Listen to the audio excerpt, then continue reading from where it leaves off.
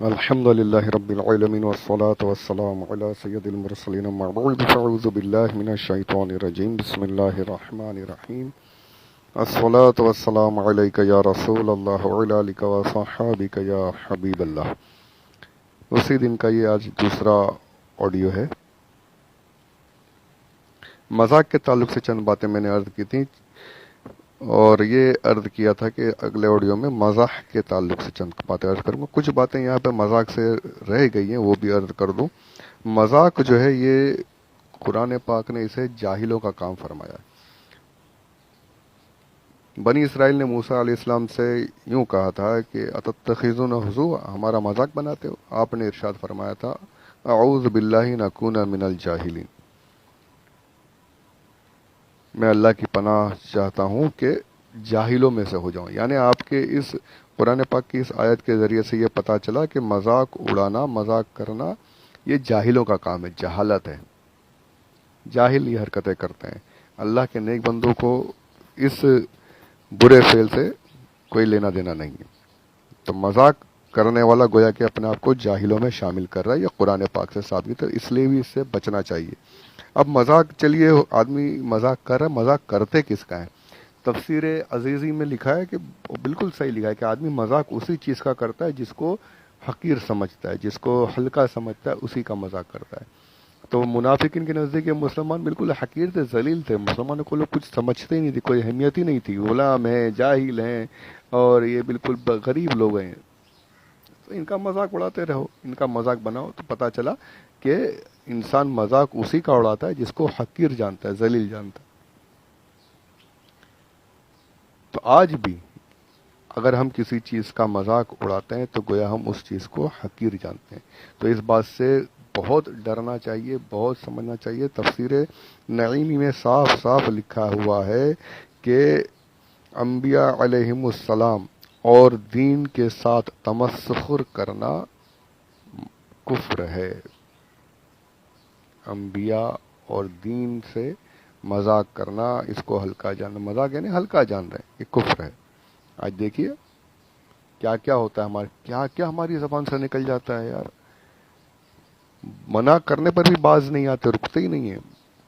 ارے آپ تو یار ذرا ذرا سی بات پر ایسی باتیں کرتے، میں کیا کروں گا؟ قرآن کہہ رہا ہے، قرآن نے بتا دیا ہے احادیث میں کہ دینی چیزوں کا مذاق کرنا یہ صحیح نہیں، بلکہ کہیں کہیں پر بات کفر تک پہنچ جاتی ہے.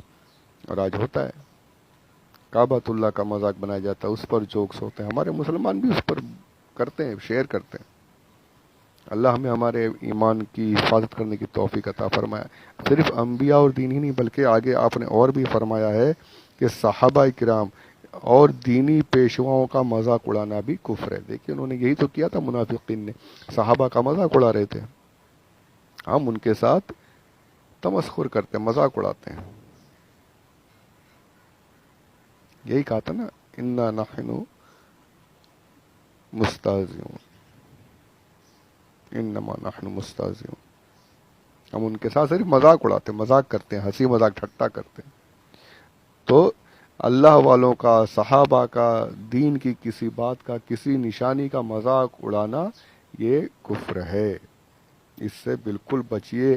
توہین کی نیت اگر آ گئی تو سیرہ اسلام سے خارج ہی ہو جائے گا.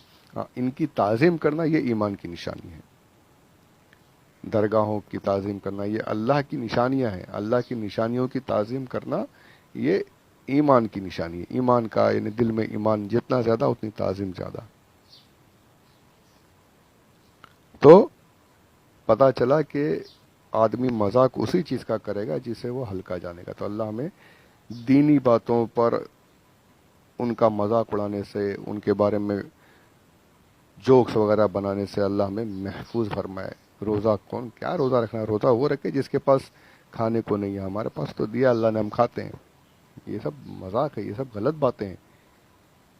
ان چیزوں سے بچنا چاہیے. اللہ ہمیں بچائے رکھے اس کے حبیب کے صدقے و طفل میں.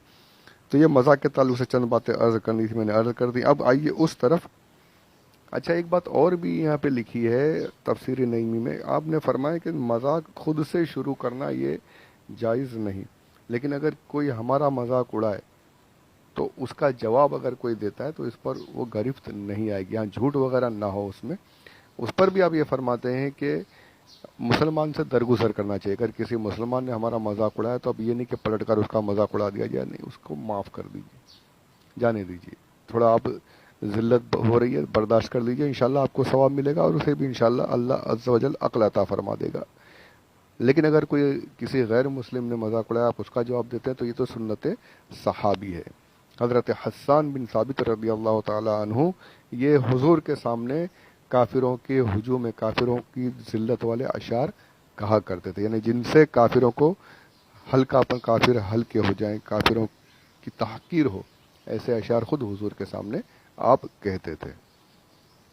تو یہاں پر اگر کسی کافر نے, کسی غیر مسلم نے آپ کا مذاق اڑایا, تو وہ بھی اگر ہو سکے تو اپنا اعلیٰ ظرف پیش کر کے اس کو شرمندہ کریں, وہ الگ بات ہے. لیکن اگر کسی نے جواب دے دیا تو اس میں وہ پکڑ نہیں ہوگی جو میں نے پچھلی جو وعیدیں میں نے پیش کی ہیں.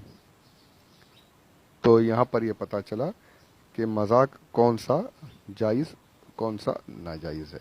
اب آئیے اس طرف کہ بغیر جھوٹ کے مزاح کرنا, خوشی کی بات کرنا, لوگوں کو کچھ دیر کے لیے ایک اچھا ماحول بنا دینا, یہ بالکل جائز ہے. خود حضور اکرم صلی اللہ علیہ وآلہ وسلم سے بھی ثابت ہے.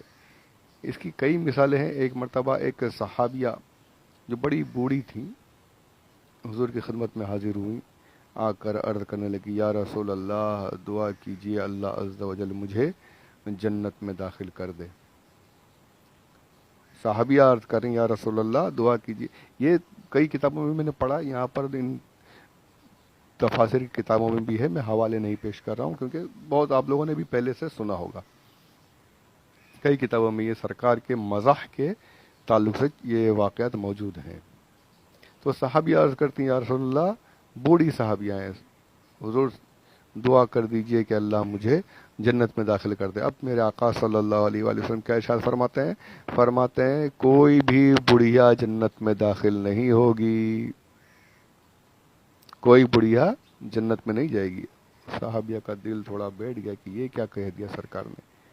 مایوس ہو گئی, لوٹ کر جانے لگی. میرے آقا نے روکا, رکو, کیا سمجھی کہ بڑھیا جنت میں داخل نہیں ہوگی؟ میرے کہنے کا مطلب یہ ہے کہ جنت میں جو بھی جائے گا جوان ہو کر جائے گا, کوئی بوڑھا یا بڑھیا نہیں رہے گی. سبحان اللہ, یہ حضور کا مزاح تھا, جھوٹ نہیں تھا, حق تھا.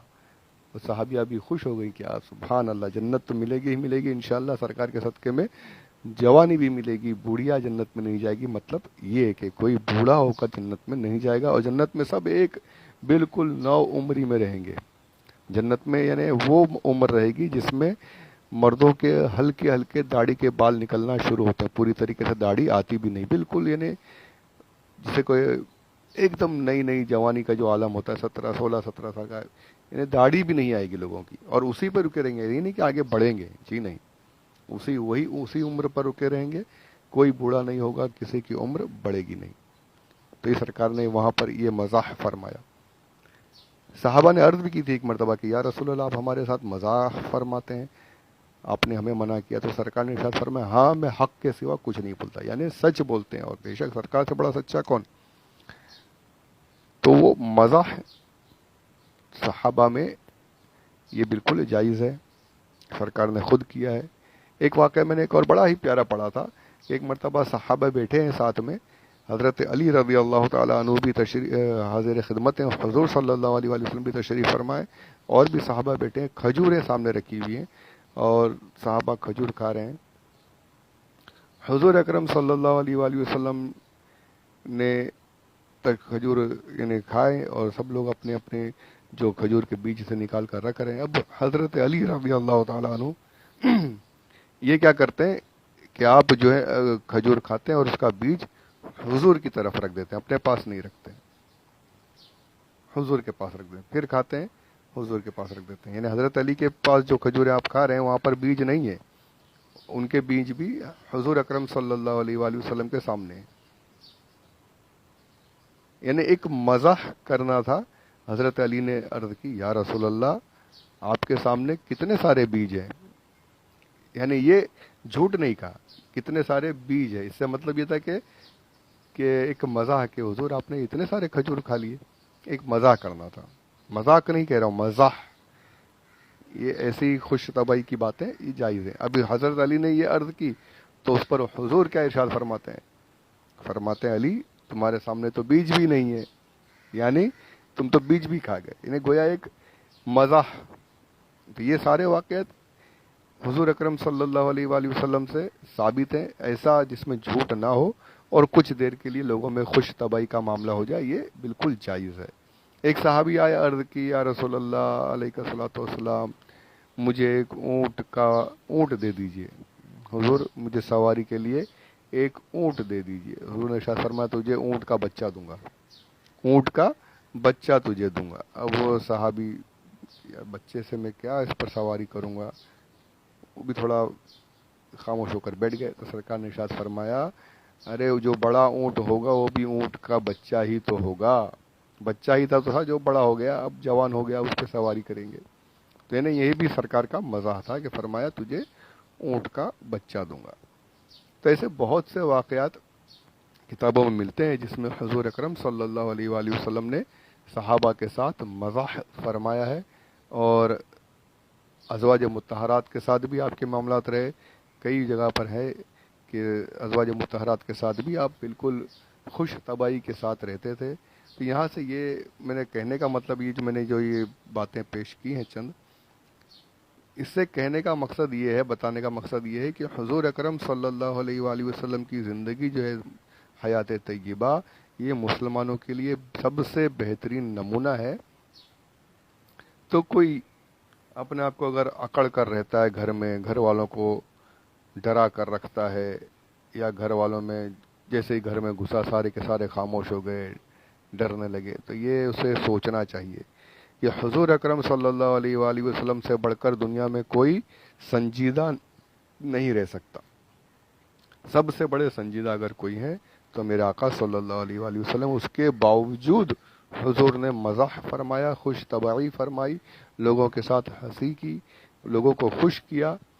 تو جب حضور یہ کر سکتے ہیں تو بغیر جھوٹ کے اگر ہم آپس میں کچھ دیر کے لیے اچھا ماحول بنا لیتے ہیں تو کچھ غلط نہیں کرتے. اکڑ کر رہنا، لوگوں کو ڈرا کر رکھنا، لوگوں پر ہیبت کرنا، یہ حضور کی سنت کے مطابق تو نہیں ہے ایسا عمل.